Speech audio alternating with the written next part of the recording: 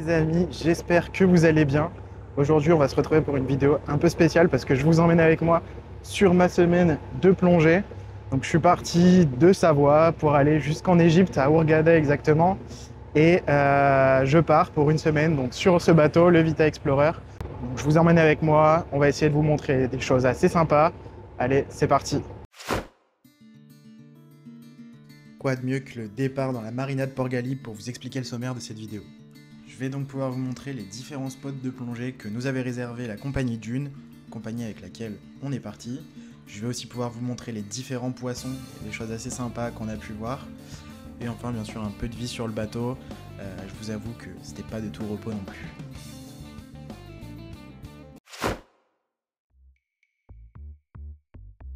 Il faut savoir qu'en plongée, on plonge très souvent autour de ce qu'on appelle des patates. C'est ce que vous avez à l'écran. Voilà, ces espèces de gros massifs coralliens remplis de petits poissons, de vie, plein de choses à voir, et c'est assez intéressant.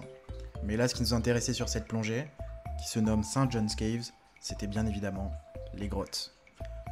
Alors avant d'y arriver, on a eu le droit à ce magnifique jardin de corail, où on a pu voir pas mal de raies pastenaques, des poissons clowns, des poissons chirurgiens, voilà, toute la faune qu'on croise habituellement en mer Rouge, des magnifiques massifs d'anémones. Mais bon, tout ça c'était rien après ce qui nous attendait.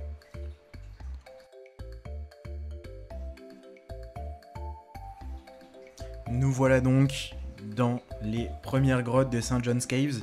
Alors on était un petit groupe à partir, et après on a réussi à se séparer un petit peu pour vraiment explorer les grottes de manière un peu plus intimiste.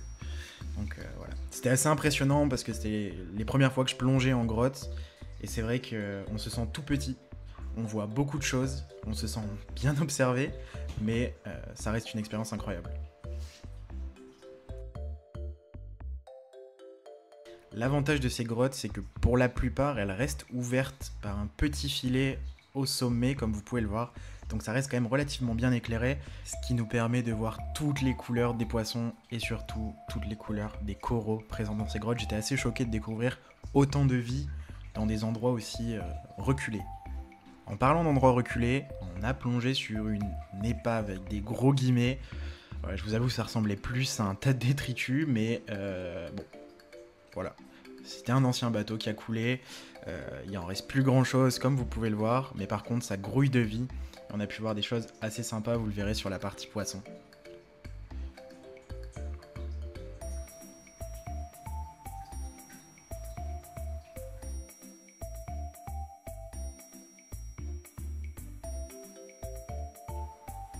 Et j'ai pu découvrir mes premières plongées de nuit.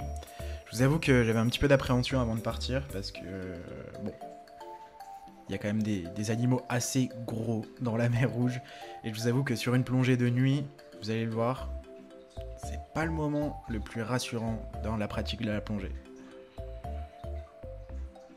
Donc avec mon groupe, on est parti torche à la main.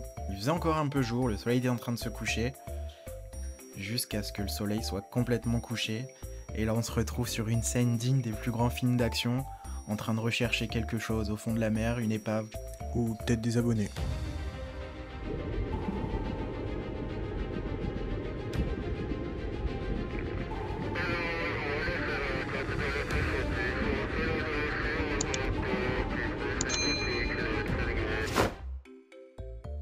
Et là, c'était pour vous montrer à quel point il faisait sombre sans les lampes.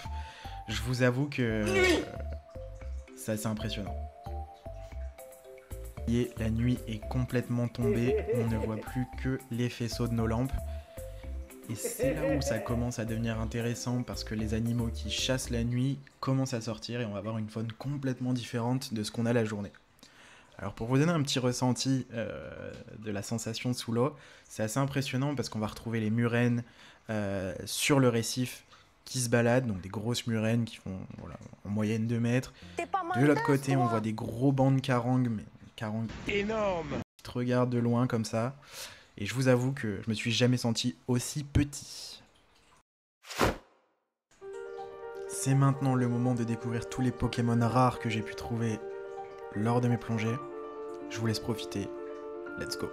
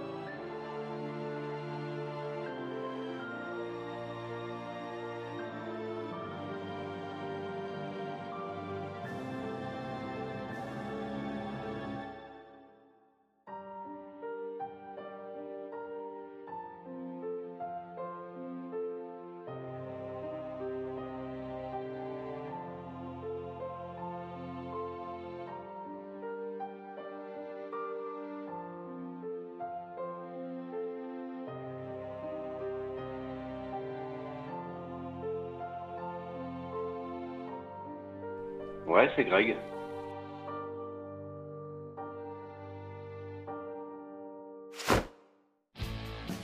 Bon, c'est parti pour la vie sur le bateau. Donc avant de commencer, je voulais vous rappeler que du coup on est parti avec l'organisme Dune qui a organisé tout le voyage en entier. Donc le départ de Savoie jusqu'à Paris, Hurghada, Marsa Alam. Voilà, vraiment ça a été l'organisation complète du voyage. Et ensuite on est arrivé sur ce bateau qui est spécialement fait pour la plongée, comme vous pouvez le voir avec les racks directement prêts pour aller plonger, le grand pont de débarquement, pareil, hyper pratique pour la plongée, on pouvait tous se préparer dessus et sauter à l'eau directement. Vraiment, on était sur quelque chose d'hyper optimisé, c'était super sympa au quotidien quand on était en pleine mer.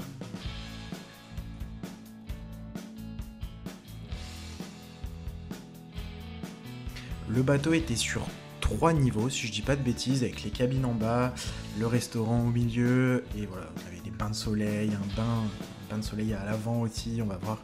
C'est vrai que c'était la première fois que je montais sur ce type de bateau, et vraiment le confort à l'intérieur, c'était un truc de ouf.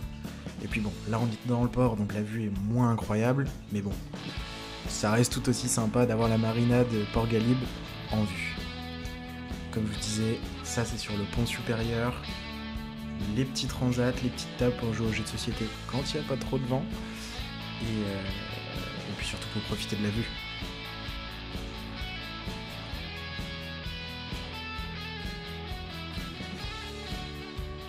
On avait aussi la chance d'avoir un équipage qui était top. Sur tous les points concernant la plongée, ils étaient toujours là pour nous aider, pour retirer les affaires, pour nous aider à mettre les bouteilles. Vraiment, un service irréprochable. Et je vous avoue qu'on a pris plaisir à leur montrer les traditions françaises, la nourriture, les habitudes, voilà, les danses. Et c'est vrai que l'ambiance était incroyable sur ce bateau.